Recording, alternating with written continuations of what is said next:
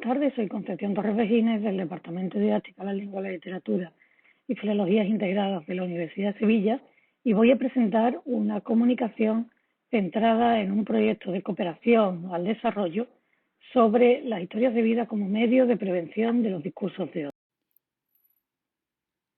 Creemos necesario iniciar esta presentación dando algunos datos generales sobre el proyecto. El título, Aprender de la vida, diseño de materiales didácticos y audiovisuales a partir de historias de vida, nos va a dar precisamente la clave y el objetivo que tiene este proyecto, que es el diseño de materiales didácticos y audiovisuales a partir de las historias de vida para la prevención de los discursos de odio. Ahora vamos a ver cómo lo vamos a llevar a cabo en las diferentes fases que tiene.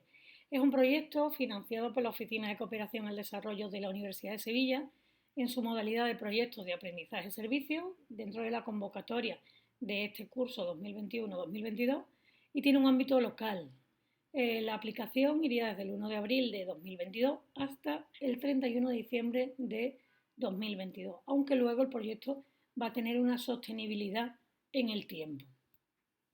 La relación con los ADS, que cuando trabajamos cooperación siempre están ahí presentes y es un tema muy en boga en el ámbito de la educación, nosotros lo hemos hecho basándonos en tres objetivos.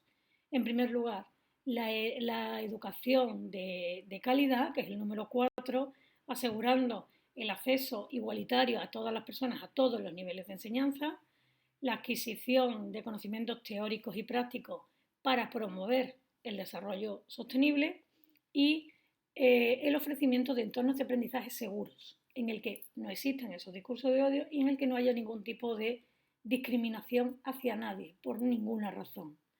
El número 5, el de igualdad de género, lo que hemos intentado sobre todo es buscar un empoderamiento de las niñas y las mujeres y las jóvenes con las que vamos a trabajar.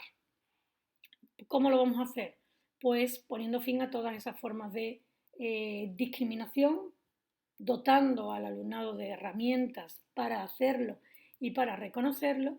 Y en segundo lugar, asegurando la participación en igualdad de condiciones.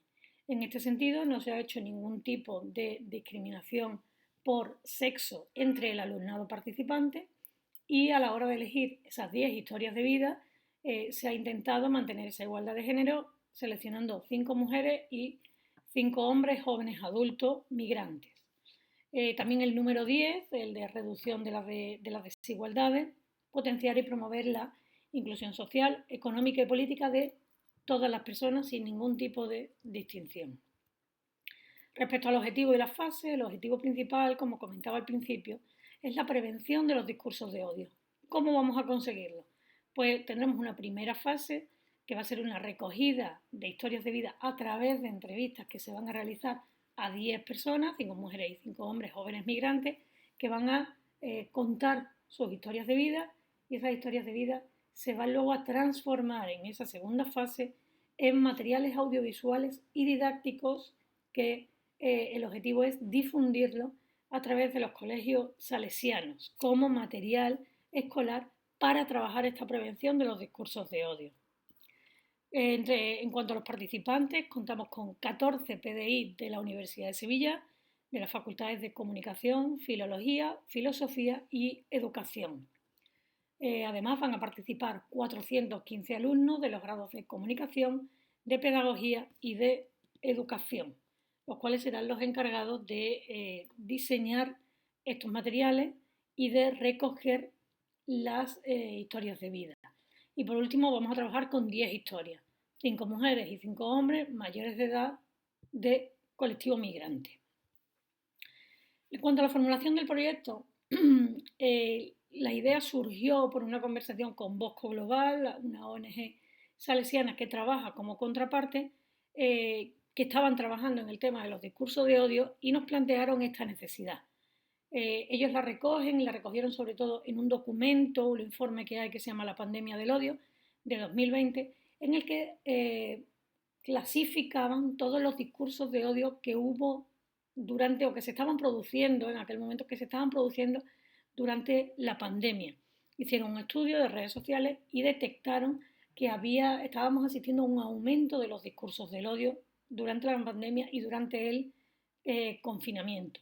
Esto además se sumó a un periodo de observación para detectar esas necesidades que luego hemos incluido en el proyecto, en el que efectivamente también entre el alumnado que teníamos en ese momento, en ese curso que cogió justo con el confinamiento, había un aumento de los discursos de odio debido a la COVID-19. Generalmente eran contra los sanitarios, también contra el colectivo, la comunidad asiática y el colectivo migrante, a los que se les acusaba un poco de ser portadores de ese virus. Y luego también pues, hubo otro, la vigilancia desde los balcones, etcétera, etcétera. Todo eso que fuimos viendo en los diferentes medios, pero también entre el alumnado, nos llevó a tomar la determinación de iniciar esta línea de trabajo de educación contra los discursos de odio, para reconocerlos y para prevenirlos. Identificamos 4 problemas básicos respecto a los discursos de odio, que es sobre los que trabaja y gira todo el proyecto. En primer lugar, la falta de conocimiento sobre los discursos de odio y la falta de herramientas para combatirlos. Todo esto agravado por una escasa educación intercultural en los centros educativos a todos los niveles. Muchas veces estos discursos de odio se producen porque desconocemos la historia de los demás, la cultura de los demás, y lo desconocido nos provoca un rechazo, nos provoca un miedo, y eso, la respuesta generalmente se traduce en la generación de discursos de odio. En segundo lugar, el aumento de la brecha social a causa de la pandemia, esto es un hecho por desgracia, y la invisibilidad de las situaciones más vulnerables.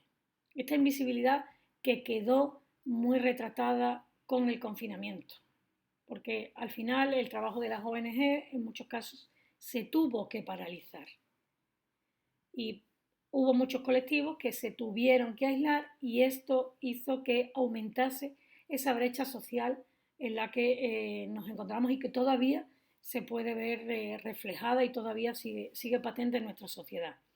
En tercer lugar, la presencia de actitudes paternalistas hacia colectivos que nosotros consideramos vulnerables, en la mayoría de los casos por desconocimiento de sus circunstancias vitales. A esto responde, por ejemplo, el hablar de los migrantes o hablar de los migrantes menores, ¿no? Como estos chiquillos, estos pobrecitos, o apelativos como los negritos, los viejecitos, en el caso del colectivo adulto mayor, que hace que no conozcamos su historia de vida, nos quedemos en esa actitud paternalista y en esa sobreprotección que en la mayoría de los casos no tiene sentido. Y el último, el cuarto, sería la creciente violencia física, verbal o simbólica entre la población más joven, en este caso nuestro alumnado universitario, hacia colectivos en situaciones de exclusión social, especialmente a través del uso de las redes sociales. ¿Vale? En concreto, Twitter cada vez es más conocida como la red del odio, pero también Instagram, TikTok, medios de comunicación, etc. Las acciones realizadas hasta el momento han sido 2. La primera ha sido la participación en la jornada Sinergia Revolucionaria en la Universidad Pablo Olavide en abril de 2022. Fue una jornada en la que se participó y se presentó el proyecto en conjunto con Bosco Global. Y la segunda acción realizada se hace muy poquito, en mayo de 2022, la primera jornada Mujeres que inspiran, la mujer y la niña en el ámbito social, laboral y educativo, que tuvo lugar en la Facultad de Ciencias de la Educación de la Universidad de Sevilla. Estaba sobre todo destinada al estudiantado del grado de Pedagogía, del primer curso del grado de Pedagogía, y se invitó a diferentes ONG a dar una conferencia y un taller en el que se dotase a todo este alumnado de herramientas para fomentar el liderazgo de la mujer y la niña en estos 3 ámbitos. También poniendo de manifiesto todas las carencias y todo el trabajo que nos queda por hacer. Como actividades previstas, tenemos cuatro fases. La primera fase sería una formación a cargo de personal de la Universidad Loyola de psicología para la formación de entrevistas de vida y la realización de esas entrevistas de vida a 10 personas del colectivo migrante. La fase 2, que sería el diseño de recursos didácticos y audiovisuales a cargo del estudiantado de la Facultad de Ciencias de la Educación y de la Facultad de Comunicación en el marco de 3 asignaturas de profesores que participan dentro del proyecto de cooperación. La fase 3, que sería de difusión con el hito clave de la Noche de los Investigadores, y la fase 4, que sería la publicación de los materiales obtenidos, tanto los materiales didácticos como los audiovisuales en formato digital. Destacar como elemento representativo la próxima acción que pensamos llevar a cabo, que es la Noche de los Investigadores, en el que presentaremos una biblioteca humana. Es un movimiento global que consiste en elegir las personas como si fuese el libro y leerlas como si fuesen libros. El planteamiento que se hace es no juzgar un libro por su portada, sino parar de realmente escuchar su historia. Es un modo que hemos elegido, un medio, para difundir esta idea del proyecto y también para trabajar los discursos de odio desde la universidad entre la población general. Muchas gracias por su atención. ¿Tienen alguna duda, alguna pregunta? Dejo ahí mi